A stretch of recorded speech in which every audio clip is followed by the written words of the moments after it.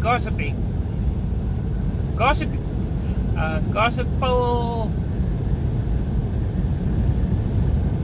No. Let me start over.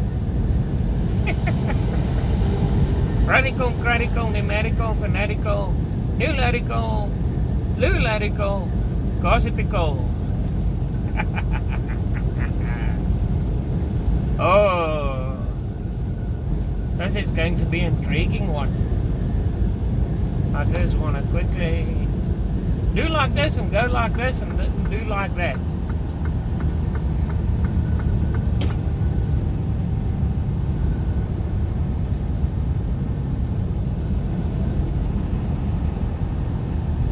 Because I don't have any smokity smokesies.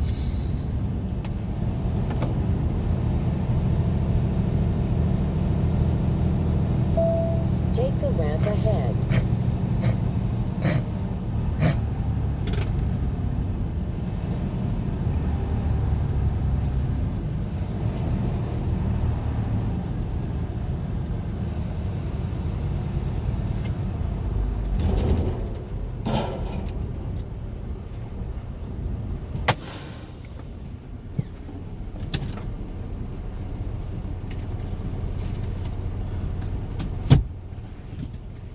Stop at the off ramp and get going.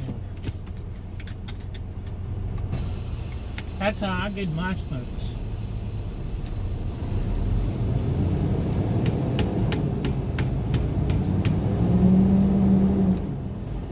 But yeah, in any case, in life you get situations where there's not really any kind of words. People don't communicate their feelings and emotions and stuff like that, and their intentions, and they try and get you to do some body language. Other times people say, no, you two should be able to connect to one another greatly, and this will be a meet and greet and whatever. More than a few times I've been set up by my own mother and by friends, mainly friends, of, hey, meet this lady. Continue on I-40. Hey, this is a new friend of ours. Hoping that me and the lady would kick it off. This happened back in the 20s and my 30s. Even old Pastor Rolf Thielen tried it. Can you please take her back to home after church? Give her a ride back home. Be a belly of a lady. You know? Poverty. I went and took her home. And what happened? Got there. She said, no, come in for coffee. So I met the mother and the grandmother and the auntie and the uncle and the cousins and the brothers and the sisters, all living in one house.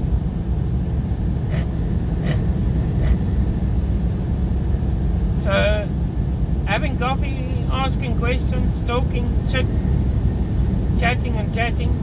Now she works at the spa or the 7-Eleven at the register. But yeah, back then I was athletically built, and Pastor Rolf Thielen decided to put me with someone with a beer belly. So athletic guy and a beer belly woman needs to be a couple. Yeah, now that I'm at the age of 52, I might go for a beer belly woman, you know? But that becomes a bumpy situation. And yeah, I mean, I'm thinking, I looked in the mirror and I said, this beer belly doesn't fit the body. So there must be something wrong. Might be worms. So I'm thinking, let me book into a hotel and have deworming medication and get rid of the and deworm the worms and get rid of the worms. If it is worms that cause this beer belly. Because only from my heart attack I started having this beer belly. Heart medication. You don't know what they put into that heart medication. Maybe it makes the body swell.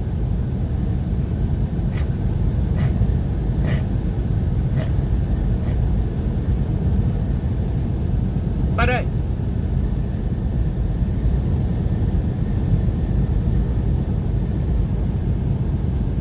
I think I still got the medication somewhere here. Never used it because I don't fluctuate in weight. And the doctor said this medication is only if you start fluctuating in weight. Maybe I should have used it. Meaning the other medications causes stuff in the body, and this medication prevents your body from changing. But yeah, once this beer belly is gone, then I'll be athletically built.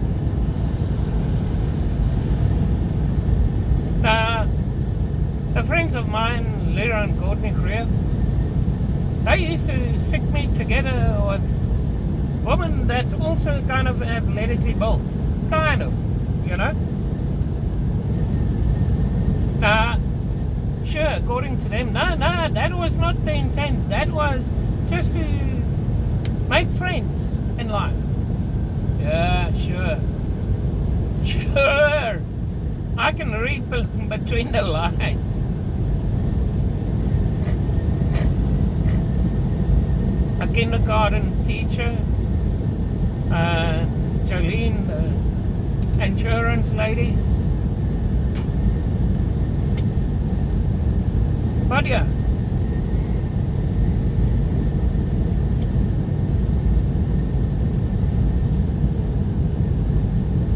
with Jolene, I'm pretty sure they wanted me and her to meet up just to be friends, you know, or just to be friends, you know,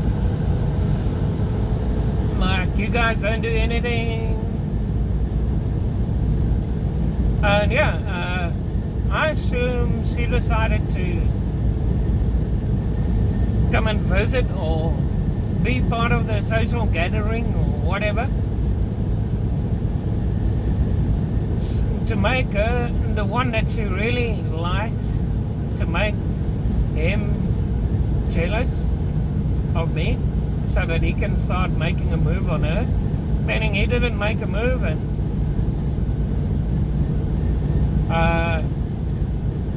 he was kind of like me, don't really like to make a move. Like, yeah, you're a great girlfriend, you're a great friend, but I'm not forceful on women. And when he saw, she's going to visit another guy with friends, ooh, I better need to make my move. So I think that was a situation of getting the one she really likes to make a move. I kind of felt sorry for him because, yeah, I am the one that looks ugly. But, hey, whether I liked her or not, that was not my intent. Yeah, if it ended up like that, sure.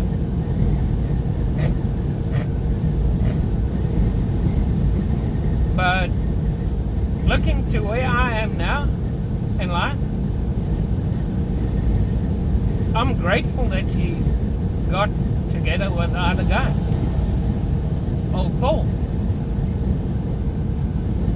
Because if she got together with me, where would she have ended up at?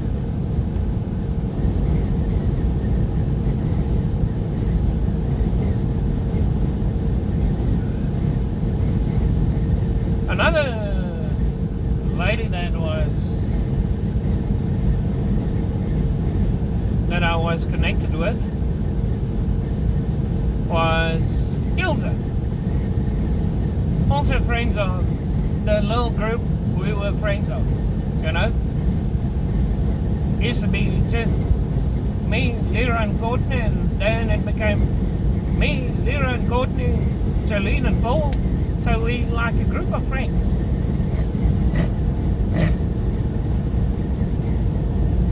With Ilse, I didn't fancy her at all. She was like, whoa, there's something wrong here. Because of all the stress and emotions and wrongdoing in her life from other guys, it caused her body to go anorexic. Meaning because of abuse in her life, her body kind of changed. But yeah. And when I found out not her previous boyfriend was an abuser, I knew my place was to show, hey, not all guys are the same. Not all men are abusers. So my place was kind of the rebound place. I knew I had to just show her she could trust me, so that she can trust another man that comes along.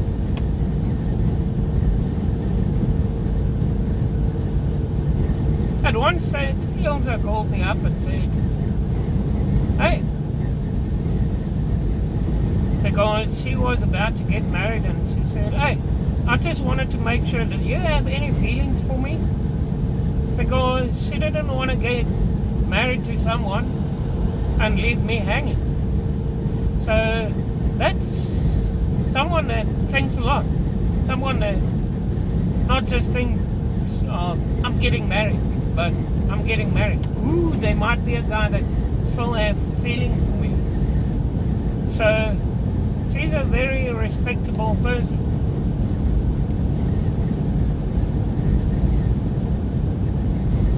She thinks a little bit more than other people.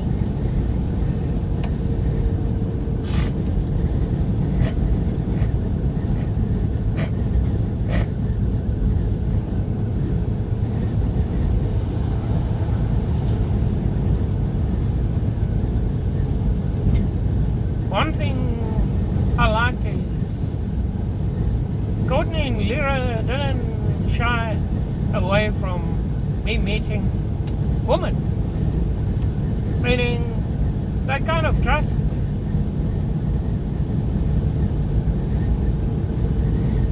Otherwise, they would have ended up like the church. Oh no, opposite sex may not interact. Women may not pray over men. Men may not pray over women. I mean, there's the other one, Marneel. She was a great friend. I enjoyed her character, her socializing. She didn't have a bad eye towards me when we were all together.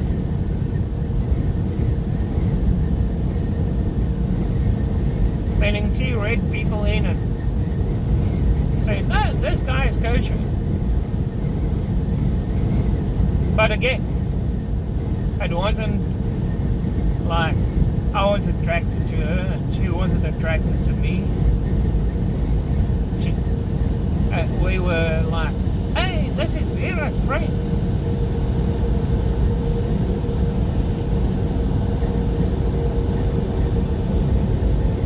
And I've seen some of her posts on Facebook in the recent years, and she thinks very deeply about situations in life.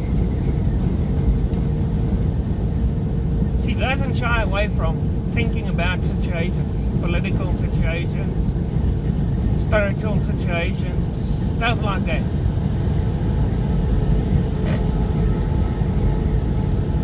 But yeah, those were people back in my 20s and 30s before I became a truck driver. Now that I'm a truck driver, I meet a guy, mostly a guy,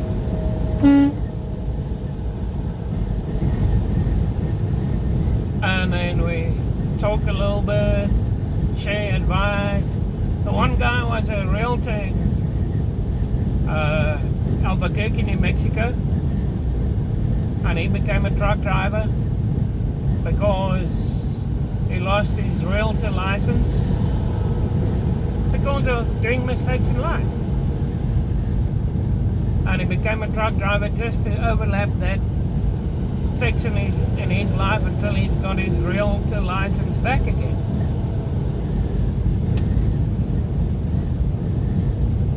And yeah, I met an accountant that became a truck driver.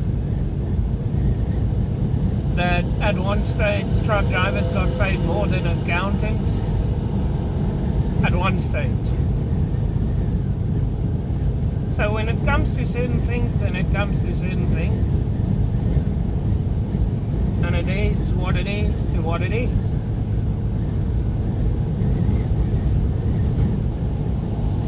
Your life changes.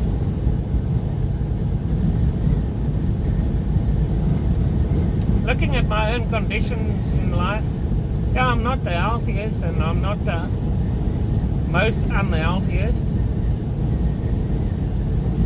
But I do get older just like any other person. And once you get older, then the chances of getting to know a futuristic wife becomes less and less and less. Because as the body gets older, you start coughing and you start farting and you start doing all sorts in life, you know.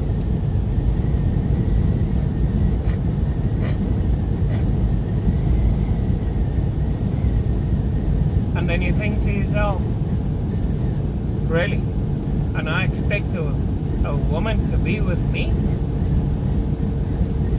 It's not thinking negatively about myself. It's thinking reality.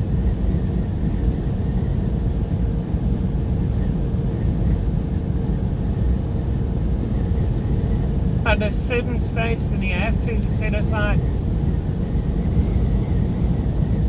romantic relations and say, hey, if you missed your chance in life, you missed your chance. Point blank and simple.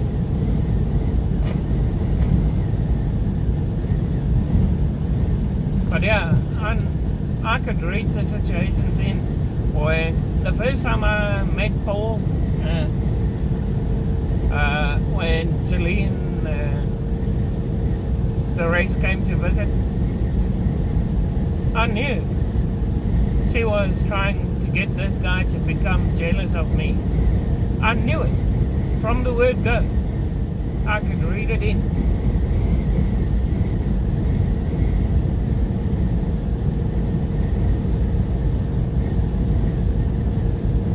And yeah, for Rolf Keelan that thinks I need a beer belly of a woman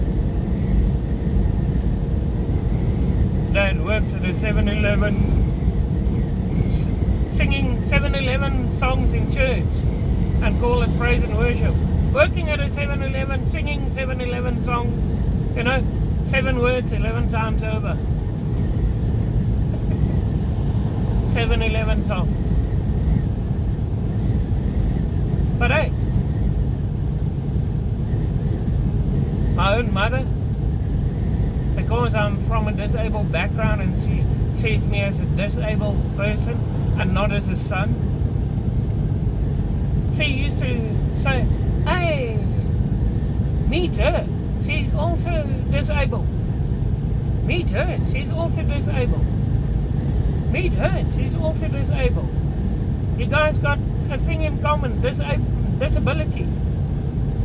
Disability Act. That was my mother. Always trying to put me with someone that's disabled. Sorry, but how can one disabled person look after another disabled person? I mean, someone needs to earn the money. Someone needs to be normal or abnormal. Abnormal, not disabled. So two disabled people will not be able to look after one another in life. Oops, sorry.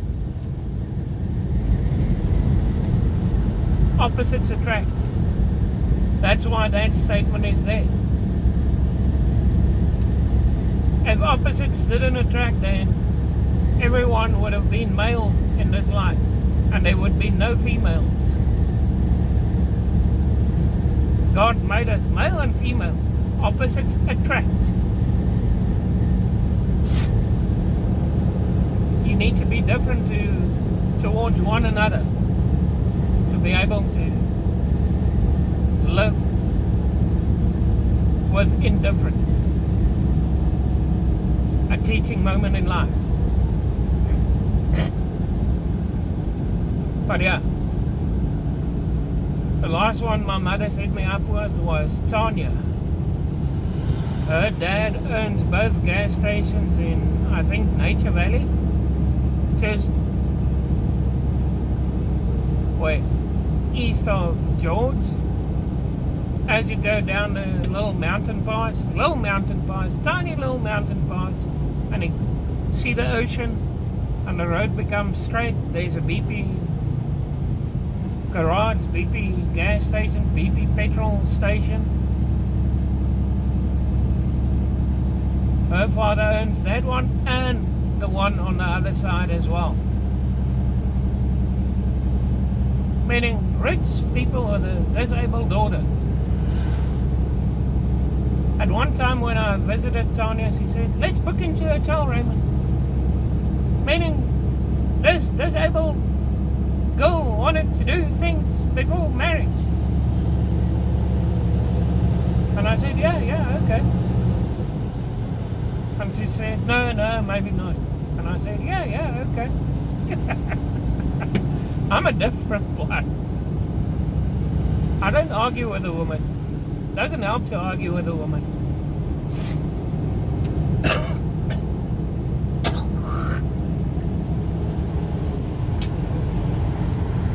And because I had ended up to be at the stage where my father and my stepmother got divorced, and I had to find a job in another country because South Africa doesn't want to employ white people, doesn't want to give white people a chance.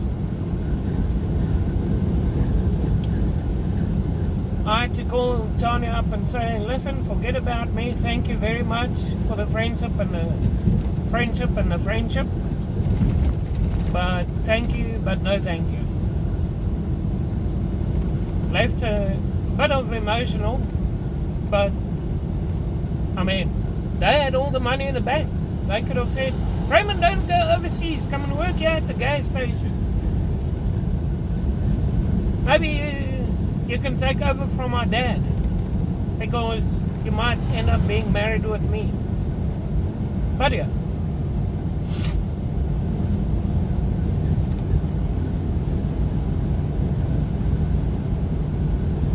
Didn't happen. Came to the USA and started a life and lived a life and still living a life. Life is life, en in Afrikaans, lewe is lewe, na. Ons almal het die krag, laat ons die krag deel, na.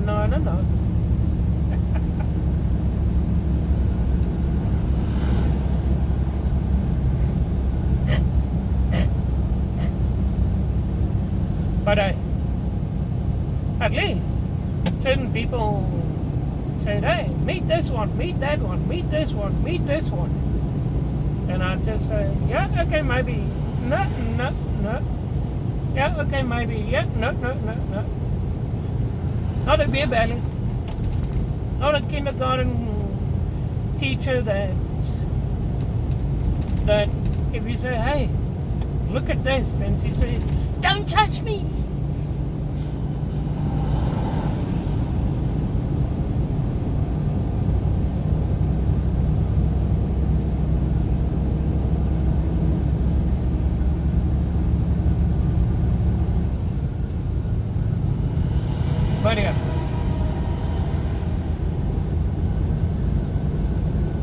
So we go through life and we experience situations in life. And this is my gossip video. Bye bye.